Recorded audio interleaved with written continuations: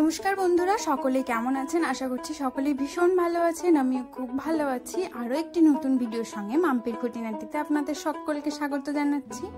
এই তালের মৌসুমে তালের নিত্য নতুন রেসিপি শেয়ার করব না, সেটা কি হতে পারে? একদমই হতে পারে না।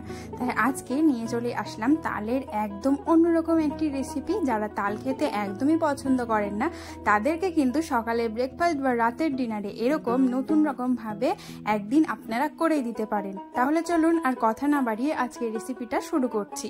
প্রথমে তাল নিয়ে তালটাকে ভালোভাবে ধুয়ে তালের খোসাটা ছাড়িয়ে নিয়ে তালের পাল্পটাকে বের করে নিয়ে তারপর ভালোভাবে এটাকে কিন্তু ছেঁকে নিতে হবে, কারণ এটার সাহায্যে বের করলে আঁশ সমেত তালের পাল্পটা বের হয়। এরপর ছেঁকে নিয়ে তারপর এর মধ্যে দিয়ে দিতে হবে পরিমাণ মতো আটা।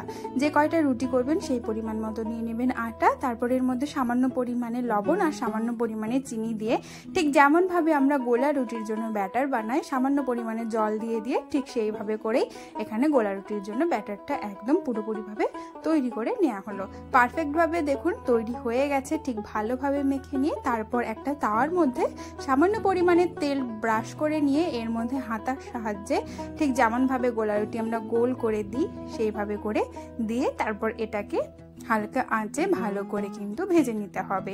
সুন্দরভাবে ভাজা হয়ে গেছে, দেখতেই পাচ্ছেন রুটিটা কত সুন্দরভাবে এখন উঠেও আসছে। তারপর আমার মা আবার আরেকটা হাত দিয়েও করে আপনাদের দেখালো।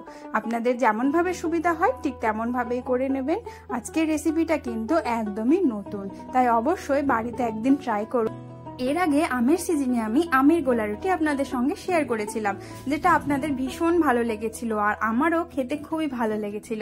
তাই ভাবলাম এই বর্ষায় তালের সিজনে একটু তালের গোলা রুটি করলে কেমন হয়, সেই জন্য ঝটপট বাড়িতে তৈরি করে নিলাম। দেখলাম খেতে ভীষণ ভালো লেগেছিল আর রেসিপিটা তো আপনাদের সঙ্গে শেয়ার করতেই হবে, তাই নিয়ে চলে এসেছি।